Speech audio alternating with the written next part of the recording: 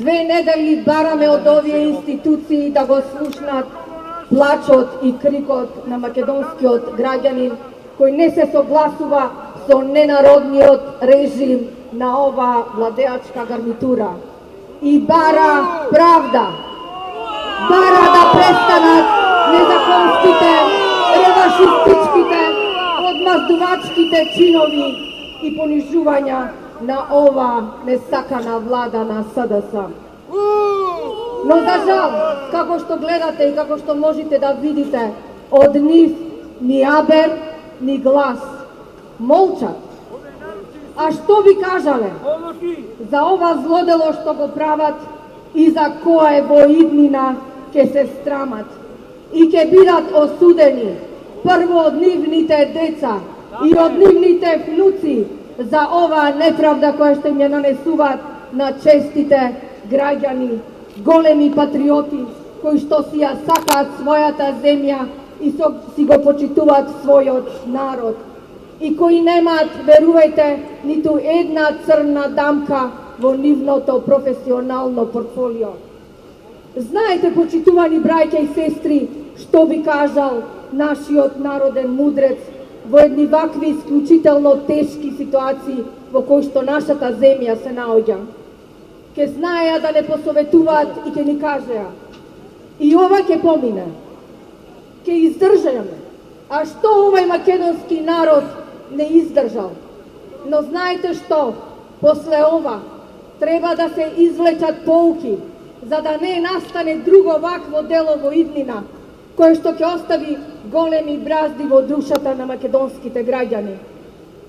И ќе каже, не дај Боже, омразата и злобата да ти го окупираат духот и да ти постанат духовна храна, која што треба да ја земаш секој ден и со која што го загрозуваш и заразуваш умот.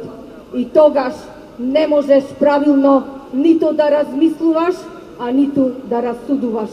И тогаш почнуваш да уживаш во одмаздата која што ја правиш врз невини жртви. Така, почитувани браќа и сестри, и ова антимакедонска режимска влада која се владее под директивите на одмаздата и реваншизмот направија огромна грешка закопувајќи ја и зарабувајќи ја демократијата во општеството, апсејки го својот собствен народ заради нивни и заради пусти туги интереси. Почитувани браќа и сестри, овие 2 недели многу размислував и многу се прашував. Еве и вас ќе ве прашам. Дали некаде во светот постои ваков пример на напатен, измачуван, девалвиран, прогонуван и предавен народ како што е овај наш македонски народ? Дали овие се демократските европски принципи и вредности кои што требаше оваа врхушка да ги практикува, а на која што не учеа нашите големи демократии? И зошто ова, што во другите земји представува брутално кршење на човековите права и слободи, во Македонија тоа е најнормално и најнормално се практикува? Знаете, во другите земји, она што представува борба за правда, за идентитет, за јазик, за име, за историја, тоа представува, почитувани мои браќа и сестри, патриотски чин. Само во Македонија тоа се терети како тероризам. И кога ги слушам овие песни, кои секој ден на собирите ни ја парат душата од силината на нивните зборови, навираат чувства на гнев и на неправда. И уште еднаш се прашувам, како можел нашиот народен пеач да испее песни кои го отсликуваат секојдневното битисување на македонската држава. Ги испеал пред стотици години, а нивните зборови така вистински говорат за неправдата која што ние денес ја доживуваме. И ние сме деца на мајка Македонија и ние имаме право да живееме како и другите народи што имаат право да живеат. Зарем премногу бараме, браќа и сестри? да не почитуваат онакви какви што сме. И затоа мора да има невини жртви кои скапуваат во затворите заради нивните слободоумни идеи и слободоумни мисли. Македонците се борат за своите правдини. Силно одекнуваше од длабочината на внатрешноста и од душата на Дурловски, химната на нашата држава, и заради тој чин на патриотизам денес е осуден за тероризам. И зошто ова, браќа и сестри, нам ни се случува? Одговорот е многу едноставен.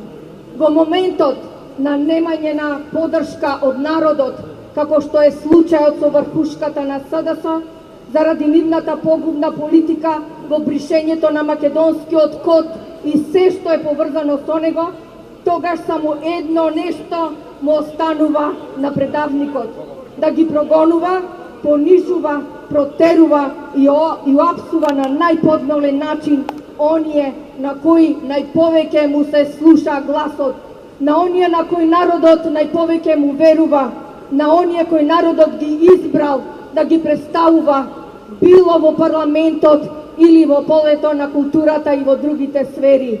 Нема да може повеќе вака. Ова мора да престане. Ако ова им е душевната храна на заедниците, тогаш ево сме тука стотици. Нека дојдат и нека не апсат за патриотизам, бидејќи и ние си ја сакаме ова наша земја.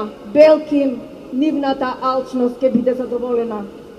Молку од институциите кои што знае да бидат толку многу гласни за борбата за човекови права. Го нема Хелсиншки, го нема отворено општество, другите поборници за заштита на човековите права.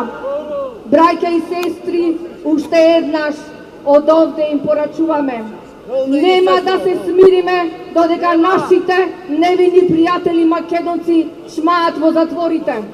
Нема да попуштиме под притисокот на хунтата и бараме неправедно притворените наши сограѓани, браќа и сестри македонци, да се ослободат, зошто тие не се терористи. И со гордост сите од нас нив ги нарекуваме патриоти. Остануваме заедно во борбата за нивна слобода, да сте здрави и живи и да ги видиме нашите пријатели слободни, затоа што тоа го заслужуваат. Да живее ВМРО ДПМН, да живее Република Македонија.